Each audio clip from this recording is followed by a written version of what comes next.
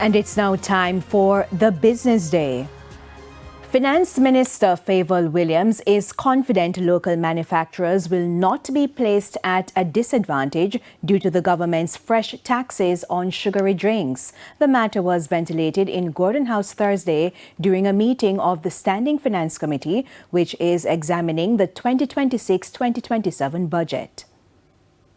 The Special Consumption Tax, SET, on non-alcoholic sugary or artificially sweetened beverages will take effect in a matter of weeks. The SET will apply at the point of manufacture for domestic producers and at the point of importation for imported products. While stakeholders in the health sector have given the government a thumbs up on the move, there's concern that local manufacturers will be placed at a competitive disadvantage. The Finance Minister, Favour Williams, disagrees. We met with the industry yesterday to hear from them, and this is one that we will put some numbers to, because we do not believe that there is a disadvantage to the manufacturers versus the importer.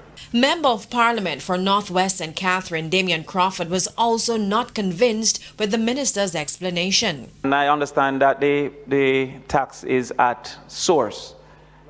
At source, bag juice, $16, the tax would increase it by 31%.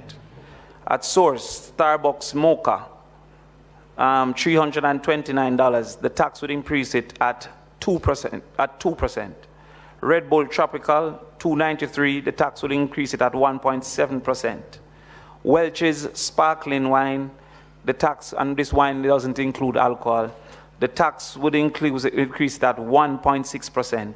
And Crush Peach, which is a juice imported for $841, the tax will increase it at 0.84%. No, you're not at this seat. You can answer when you get there. So, therefore, Minister, the bag juice tax is 31% just based on the quantity, as versus the Starbucks tax at 2.4. Can I have some protection, Chairman? Can I have some protection? So, Minister, would you agree that the choice of a quantity per milliliter tax disproportionately impacts cheaper beverages?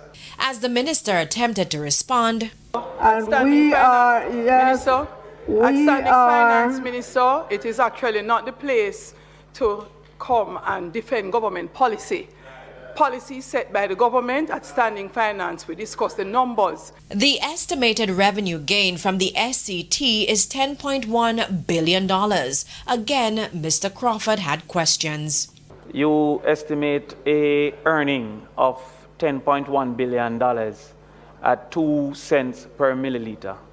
Would you confirm, therefore, that you expect no reduction in the consumption of that sugary drink, being that that would equate to 500 billion as well, milliliters? Are you talking about consumption? Are you talking about the 10.1 billion? Yes, Minister. The levy of 2 cents. All right. So here's the thing.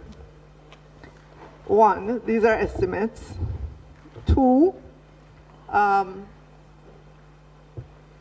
persons could decide that they want to drink less of the sugary drinks, and we see a reduction in that number. Yes.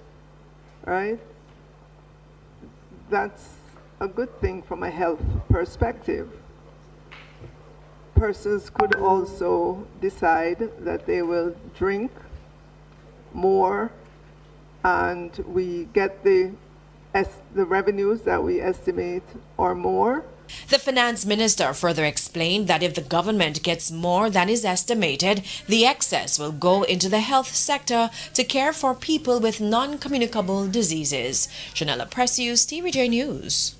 To the stock market now, the JSE index advanced by 1,880 points today, while the junior market index declined by 8 points. The winners include Sagicor Real Estate X Fund, Productive Business Solutions US dollar shares, Medical Disposables and Supplies, Iron Rock Insurance, and Omni Industries.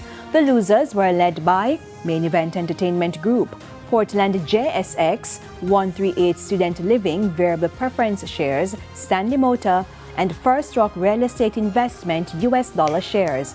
22 stocks traded firm.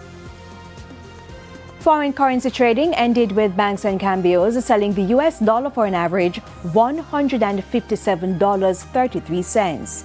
The Canadian dollar is being sold for $114.56. The pound is going for $209.49, while the euro is selling for an average $182.23. And that's it for the business day. We have international stories right after this break.